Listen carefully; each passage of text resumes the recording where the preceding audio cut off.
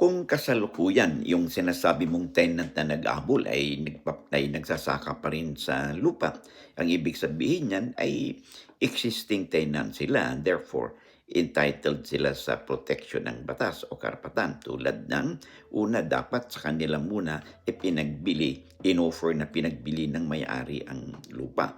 No? At saka lang ito maaaring ipagbili sa iba kung ayaw ng tenant. At meron din karapatang tenant na bilhin uli ito 'no, doon sa inyo 'no. Kasi ang tenant ay meron tinatawag nating right of redemption doon sa nasabing property.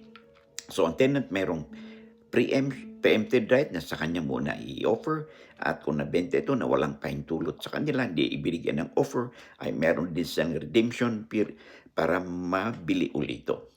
However, kung sakali man, hindi bilhin ito ng tenant, karapatan pa rin ng tenant na ipagpatuloy ang kanilang pagsasaka sa lupa kahit na sinong may-ari ang papalit nito kasi ang tenant ay meron silang security of tenure.